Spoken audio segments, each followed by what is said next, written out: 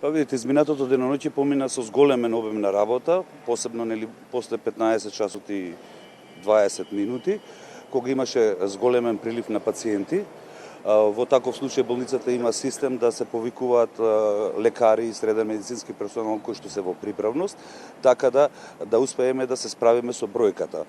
Бројката некаде од 15:30 до 18 часот беше околу 52 пациенти, од кои што поголемиот број беа амбуланско-поликлинички пациенти кои после направените диагностички процедури со имобилизации, со сутура на рани, ако има рани, беа збринати и пуштени на домашно лекување.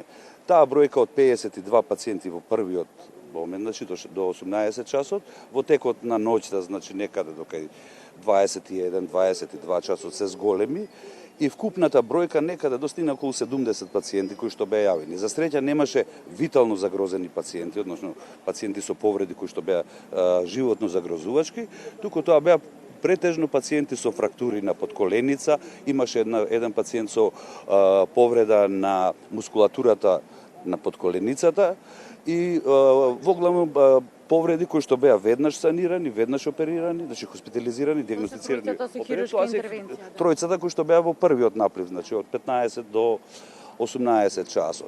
Останатите беа пуштени на домашно лекување со закажани контроли понатамошни, така да клиниката успеа да се справи значи со оној изненаден наплив на пациенти со повикување значи на лекари, персонал кој што е во приправност за вакви ситуации. Најмногу се пожалија на исекутини, значи повреди по екстремитетите. Повреди по екстремитетите и така. Имаше пациенти кои што беа возбудени, видно вознемирени, во паника од сето тоа што се случуваше. Меѓутоа, со оглед на све она, можам да кажам дека сме задоволни како успеавме да се справиме со оваа ситуација и што е најважно да се надеваме дека нема истата да се повтори во текот на денешниот ден. Знам дека луѓето се во паника. Сите нели стравуваме евентуално да не се повтори. Ништо јас можам да советувам само да не се крева паника во вакви ситуации колку што може, колку што можат луѓето да бидат посмирени, посталожени, за да не доаѓа до вакви повредувања.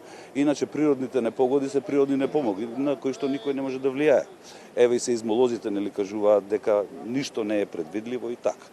А во моментот оние тројца се уште во болницата на кој што им извршена, да, и каква е нивната утрова здравствена? Стабилни, апсолутно стабилни све, значи ќе се направат контроли постоперативни на раните, преврски едно друго и кога ќе бидат доведени во состојба да бидат пуштени на домашно лекување, ќе бидат пуштени и ќе се продолжат со нормално